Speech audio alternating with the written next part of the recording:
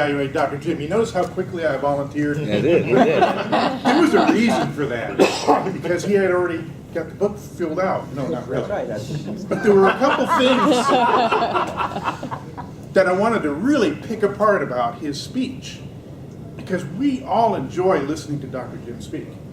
We all do that. And today's speech, right in with the Food Network, you know, I'm looking for Alton Brown here. And when you started talking about food again, I was looking for Alton Brown. I was expecting Alton Brown. You know who Alton Brown is? Yes. Very entertaining food cook.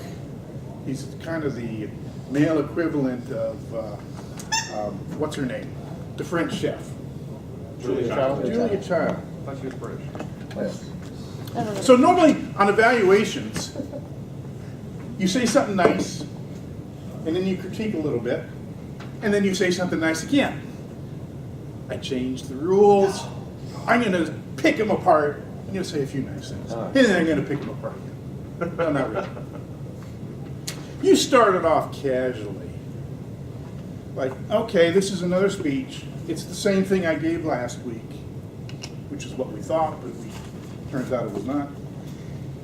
And your expressions were half posteriorized. Y'all want to know what I mean there?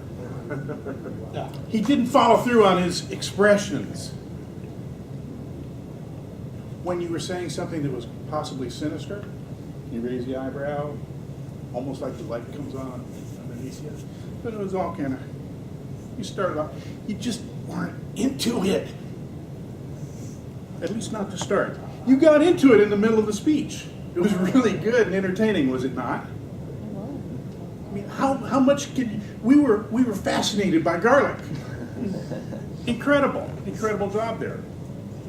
But throughout it, you were reading. Obviously not practiced enough. Practice. Memorize it. And guess what, folks? I get to say this twice in this meeting. 2 different times. I get to say he had 3 ahs in his speech. 3 of them. Can you imagine?